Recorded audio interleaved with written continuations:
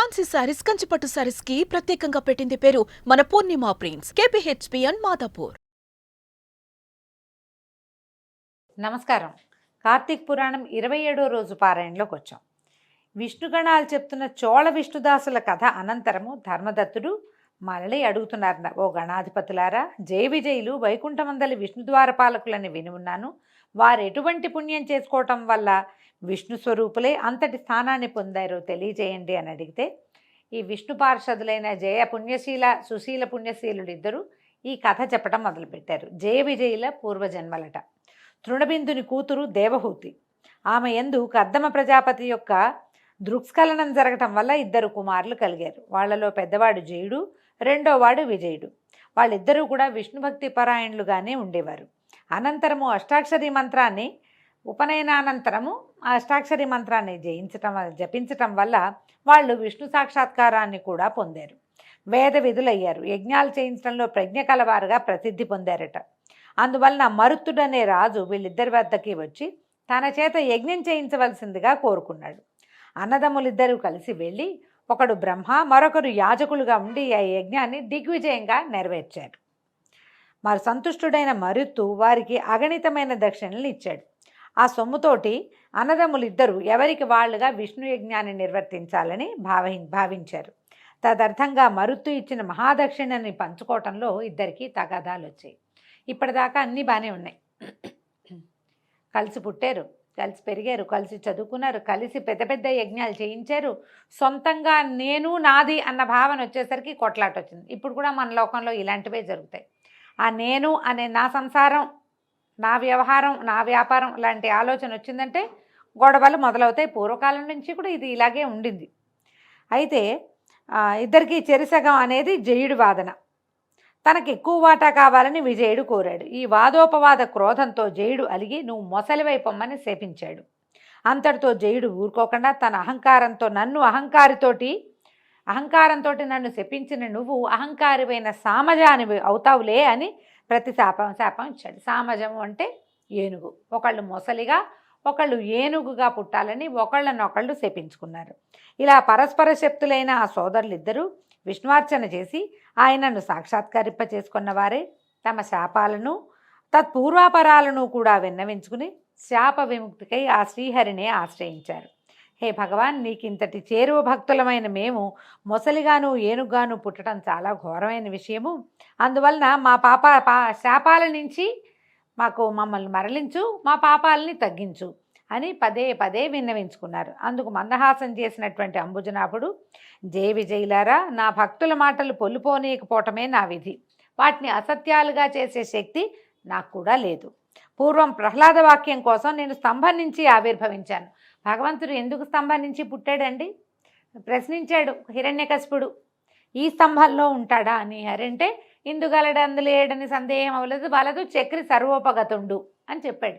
ఎక్కడైనా భగవంతుడు ఉంటాడని ప్రహ్లాదుడు చెప్పాడు కాబట్టి ఈ స్తంభంలో ఉన్నాడా అని ప్రశ్నించి ఆ స్తంభాన్ని పగలగొడితే ఆ స్తంభం నుంచే భగవంతుడు పుట్టాడు. భక్తుల వాక్యాల్ని అబద్ధం కానీయడు. అందుకని ఎప్పుడు కూడా సత్యము, నిజము, సంబద్ధమైన మాట మాట్లాడుతూ ఉండాలి. భక్తులైన వాళ్ళు తొందరగా ఇతరులను శపించేసేటాలు, శాపనార్థాలు పెట్టటాలు అలాంటివి చేయకూడదు. అవి నిజమైపోతాయి పాపం. అయితే ఏమంటున్నారు? పూర్వం ప్రహ్లాద వాక్యం కోసం స్తంభం నుంచి ఆవిర్భవించాను. అంబరీషుని వాక్యం ప్రకారము అతనికి లభించిన దశావతార శాపాలని నేనే ధరించాను.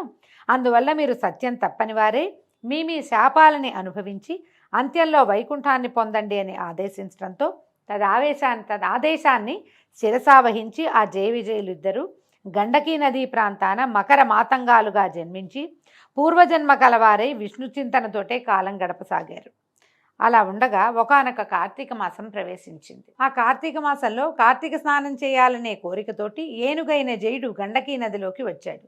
నీటిలోకి దిగిందే తడవుగా అందులోనే మొసలిగా ఉన్న విజయుడు ఏనుగును గుర్తించి దాని పాదాన్ని బలంగా నోటకరిచాడు. విడిపించుకోవడానికి చేసిన ప్రయత్నాలు విఫలం కావడంతో గజదేహుడైన జయుడు విష్ణువుని పరిపరి విధాలుగా ప్రార్థించాడు. తలచిందే తడవుగా ప్రత్యక్షమైన తార్క్యవాహనుడు తన చక్రాయుధాన్ని ప్రయోగించి ఆ కరిమకరాలు రెండింటినీ ఉద్ధరించి వారికి వైకుంఠ ప్రాప్తిని కలిగించాడు.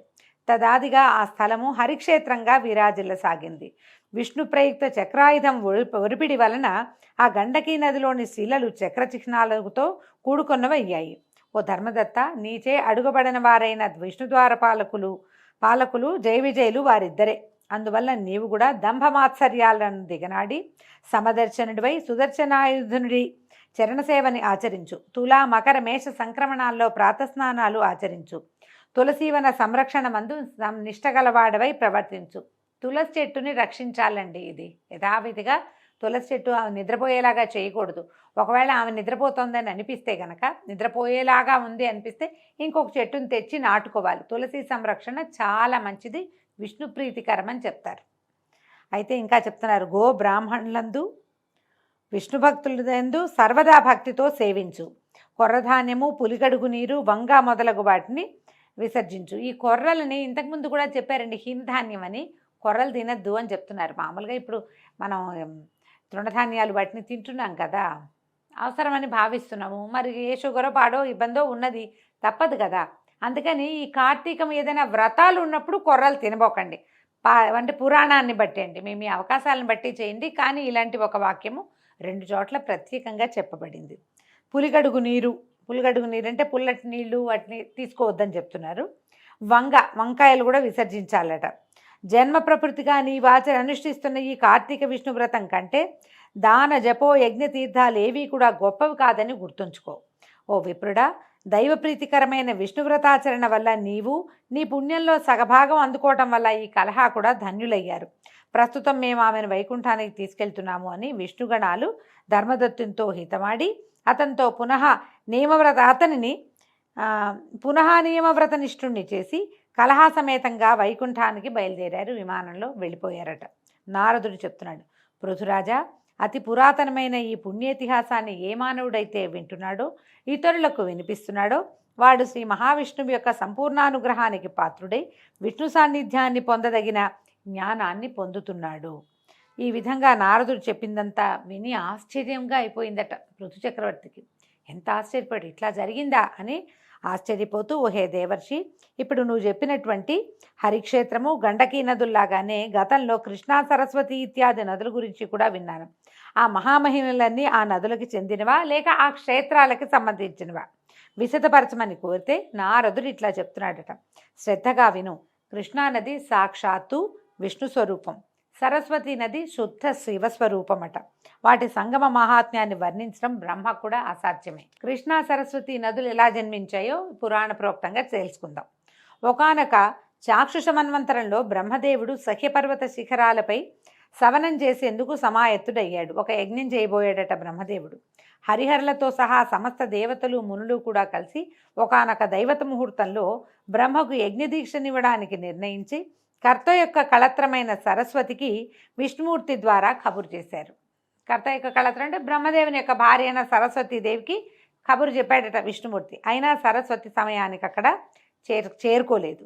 దీక్షా ముహూర్తం అతిక్రమించరాదనే నియమం వల్ల భృగు మహర్షి, హే విష్ణు, సరస్వతి ఎందుకు రాలేదో తెలియలేదు, ముహూర్తం దాటిపోతుంది, ఇప్పుడు ఏమి గతి అని ప్రార్థించడంతో శ్రీహరి నవ్వుతూ ఏమన్నాడంటే, సరస్వతి రాని పక్షంలో బ్రహ్మకు మరి యొక్క భార్య అయిన గాయత్రిని దీక్షాపతిగా విధించండి. గాయత్రి దీక్షాపతి, ఆవిడ్ని దీక్షాపత్నిగా చేయమని అన్నాడు. అనేసరికల్లా ఈ సలహాను శివుడు కూడా సమర్థించడంతో భృగువు గాయత్రిని రప్పించి బ్రహ్మ యొక్క దక్షిణ భాగంలో ముందుగా ఆమెను ప్రవేశపెట్టి దీక్షావధి విధిని ఏర్పరిచాడు.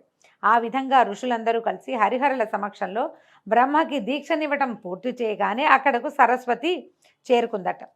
తన స్థానంలో దీక్షితురాలై ఉన్న తన సవతి గాయత్రిని చూసి మత్సరవతి అయి, ఎక్కడైతే పూజార్హత లేని వాళ్ళు పూజింపబడుతున్నారో మరియు పూజనీయులు పూజింపబడటం లేదో అక్కడ కరువు, భయము, మరణము అనే ఈ 3 విపత్తులు కలుగుతాయి.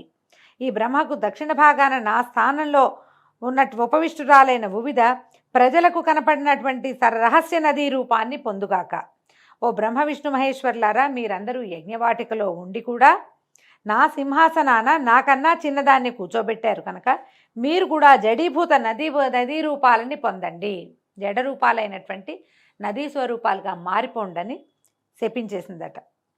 అయితే ఈ సరస్వతి క్రుద్ధం కోపంతో అరిచిన ఆ అరుపుల్ని విన్నటువంటి గాయత్రి ఆవిడ లేచి నిలబడి దేవతలు వారిస్తున్నా సరే వినకుండా, ఈ బ్రహ్మ నీకు ఏ విధంగా భర్తయో నాకు కూడా అదే విధంగా భర్తని విస్మరించి అకారణంగా చెప్పించావు. నువ్వు రాకపోతే నేను కూర్చోవచ్చు, తప్పులేదు. భార్యని కాని దాన్ని కూర్చోబెట్టలా, నాకు కూడా అర్హత ఉంది, అందుకని కూర్చోబెట్టారు. అకారణంగా శపించావు కాబట్టి నువ్వు కూడా నదీ రూపాన్ని పొందు అని ప్రతిశాపాన్ని ఇచ్చేసిందట. ఇప్పుడు హరిహరులు వాణిని సమీపించి, మేము గనక నదులమైనట్లయితే లోకాలన్నీ అతలాకుతలం అయిపోతాయమ్మా, కనుక అవివేక భూయిష్టమైన ఈ శాపాన్ని మళ్లించమన్నారట. మళ్లించమంటే ఆవిడ ఒప్పుకోలేదు. నా శాపాన్ని మళ్లించరు, నాకు వచ్చిన కోపం ఎలా తీరుతుంది? శాపాన్ని మళ్లిస్తే కోపం తీరదు.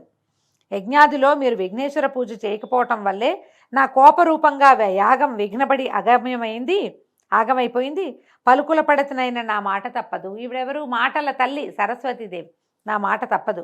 మీరందరూ నదీ రూపాలని ధరించి మీ అంశలు జడత్వాన్ని వహించవలసిందే. ఇప్పుడు అంశలు జడత్వాన్ని వహిస్తే ఎట్లాగండి?